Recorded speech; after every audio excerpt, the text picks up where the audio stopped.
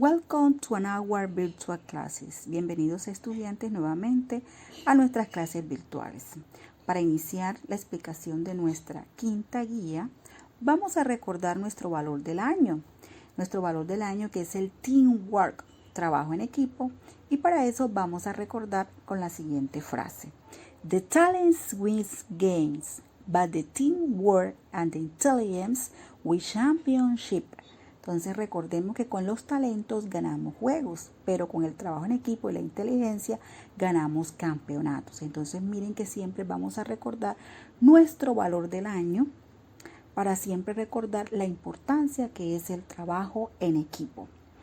Los temas que vamos a encontrar en la quinta guía, ¿verdad? Para realizar nuestro taller son los modal verbs y vamos a trabajar can't, must, am, should. Countable, uncountable nouns, how many y how much. Entonces miren que tenemos unos temas muy interesantes para nuestra quinta guía integradora de aprendizajes. Entonces iniciamos explicando qué son los modal verbs. Los modal verbs son verbos auxiliares que no pueden funcionar por sí solos dentro de una oración. Siempre van a necesitar de un verbo principal, ¿verdad? Es decir, que necesitan de otro verbo para hacer parte de una oración. The principal modal verbs. Entre los principales verbos modales tenemos can't, must y should. Can't lo utilizamos para expresar ability and permission, para expresar habilidad y permiso. Must, para expresar obligation, obligación. Y should, lo utilizamos para expresar advice o consejo. Entonces, ahora sí miremos la explicación de cada uno de ellos, ¿verdad? Entonces, the modal verb can't. You use this modal verb for express ability and permission. Entonces recordemos que lo utilizamos el verbo modal can't para expresar habilidad y permiso. Ahora sí miremos unos ejemplos para mirar detalladamente cómo funciona el verbo modal can. We can dance very well. Si miramos está expresando una habilidad de bailar muy bien. I can speak English. Yo puedo hablar inglés. Aquí está expresando la habilidad de hablar inglés. Y miremos cuando utilizamos para pedir permiso. ¿Sí? Miren esta expresión que la hemos utilizado muchas veces dentro del salón de clase. Can I go to the bathrooms? ¿Se recuerdan cuando ustedes decían esta expresión en el salón de clase? Teacher, ¿puedo ir al baño? Entonces miren que estamos utilizando el can para pedir un permiso. Can I use your book, please? ¿Puedo utilizar tu libro, por favor? Entonces miren que su utilidad de este verbo modal es para expresar una habilidad de hacer algo o para pedir permiso. Entonces continuamos conociendo más de los modal verbs. Y tenemos el modal verb should, ¿sí? You use the modal verb for express advice o probability, ¿sí? Utilizamos este verbo modal para expresar, ¿verdad?, una posibilidad o para dar un consejo. Miremos un ejemplo. You should eat more vegetables. Tú debes de comer más vegetales. O a ticket to New York should cost a lot of. O sea, es una probabilidad. Expresamos o decimos que de pronto el tiquete hacia Nueva York puede ser muy costoso. Es una probabilidad porque no tenemos a ciencia cierta cuánto es el costo del ticket hacia Nueva York. Entonces miremos que estamos expresando la función de cada uno de los modal verbs. Continuamos con el modal verb must. El modal verb must. You use this modal verb for express obligation, ¿sí? Entonces utilizamos este verbo modal para expresar una obligación. For example, she must do her homework. Ella debe de hacer sus actividades, es una obligación. She must eat fruit and vegetables. Tú debes de comer fruta y vegetales, ¿sí? Entonces miremos que los modal verbs dentro de una oración tienen una función especial. El can, recordemos, para expresar habilidades y permisos. El should para dar un consejo, ¿verdad? Y el must cuando hablamos de obligación. Entonces, los verbos modales tienen una estructura para hacer oraciones, para trabajar en forma negativa, para hacer preguntas y para responder en forma afirmativa y negativa de forma short, de forma corta. ¿Cuál es la estructura para hacer una statement, para hacer una oración? Miremos un ejemplo. He can't speak English. He can't speak English. Él puede hablar inglés. Si miramos, la estructura para hacer oraciones es pronouns, ¿verdad? Modal verbs, principal verb, que es speak, and complement, que es English. Y miramos su estructura. Si hablamos de la forma negative statement, una oración en forma negativa, colocamos el auxiliar en forma negativa. ¿Cómo es la forma negativa del verb can't? Del modal verb can't. Can't. Can't. Entonces, he can't speak English. Él no puede hablar en inglés y quedaría en forma negativa. En questions, que sería en pregunta, simplemente colocamos el modal verb de first, o sea, el verbo modal al principio de la oración y terminamos con la question mark. Entonces sería, can he speak in English? Can he speak in English?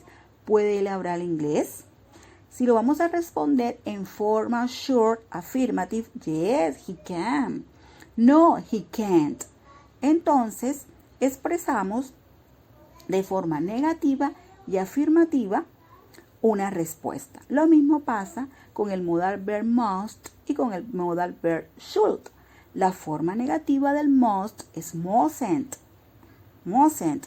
Y la forma negativa del should, shouldn't. Shouldn't. Entonces, continúa con la misma estructura. Structure, un statement. She must study math, ¿verdad? Es una oración en forma afirmativa que tiene un pronouns, un modal verb, un principal verb y un complement. Y de forma negativa, she mustn't study math. Question, must she study math? Answers, yes, she must, no, she mustn't. Y terminamos con la estructura, ¿verdad? Que es totalmente parecida a las demás, que es el modal verb should. They should be in the school. They shouldn't be in the school. En cuestión sería, should they be in the school? Yes, they should. No, they shouldn't. Entonces, mis hijos, recordemos que los modal verbs siempre van a trabajar como un auxiliar dentro de una oración principal. Y de acuerdo al modal verb sabemos qué intención tiene la oración. Si es una habilidad, ¿verdad? Si es un permiso, si es una obligación o si es un consejo. Entonces, eso es la función principal que cumplen los modal verbs en una oración. Entonces, continuando con nuestro aprendizaje, en esta guía número 5 que estamos trabajando temas muy interesantes, continuamos con el tema de los countable and countable nouns, sustantivos contables y no contables. Entonces, mis hijos, cuando hablamos de sustantivo, ¿verdad? Son todas las cosas, son los sustantivos. Entonces, vamos a explicar en esta guía qué sustantivos son contables, los que se pueden contar, y qué sustantivos no se pueden contar. Entonces, hay su clasificación de countable nouns and countable nouns. Cuando hablamos de countable nouns, son los sustantivos que se pueden contar. Can be counted, pueden ser contados. ¿Sí? ¿Cuáles son esos sustantivos que podemos contar? Miremos un examples. Apples, egg, orange, hot dog, cookies. los podemos contar. Uncountable no son cannot be counted. Son los sustantivos que no pueden ser contados como rice, coffee, salt, bread, milk, butter. Son los sustantivos que no podemos contar. Miremos un ejemplo de pronto para entender los countable no and countable no's. They have 10 apples on the table. Ellos tienen 10 manzanas en la mesa. Yo puedo contar 1, 2, 3, 4, 5, 6, 7, 8, 9 y 10 manzanas. Si lo hacemos en inglés, 1, 2, 3, 4, 5, 6, 7, 8, 9, 10 apples. Pero si nosotros vamos a referirnos a los sustantivos no contables, ¿verdad? Como el rice, el coffee, salt, bread, milk, butter, no podemos decir un granito de arroz. Siempre decimos por cantidades, ¿sí? Una bolsa de arroz o decimos medio kilo de arroz. Entonces es allí donde hacemos la diferencia entre un sustantivo contable y no contable. Recordemos, mis hijos, que esta temática se trabajó en la presencialidad cuando estábamos trabajando en el libro Prepárate para el Saber. Entonces ya tenemos conocimiento de los countable and countable no's. Y miren el ejemplo que tenemos acá. They have some milk in the fridge. O sea, tenemos una cantidad de leche dentro de la nevera. Miremos más ejemplos acá donde podemos identificar countable and countable no's, ¿verdad? Bun, sandwich, apple, orange, egg, salad, cookies, potato, carrot, tomato, etc. Son sustantivos contables. Uncountable no's tenemos el bread, fruit, juice, meat, milk, coffee, sugar, soap, salt, tea. Son uncountable no. Quiere decir que estos sustantivos no pueden ser contables, ¿verdad? Por la forma como se encuentran este producto. Bueno, mis hijos, para continuar nuestra temática, tenemos dos palabritas muy importantes que se relacionan con lo countable and countable no, y es how many y how much. Ambas en español significan cuánto o cuántas. La diferencia radica es que unas van a trabajar con los sustantivos contables y la otra va a trabajar con los sustantivos no contables, ¿sí? Entonces miremos, el how many you use for question with the countable note. Utilizamos el how many para hacer preguntas con los sustantivos contables.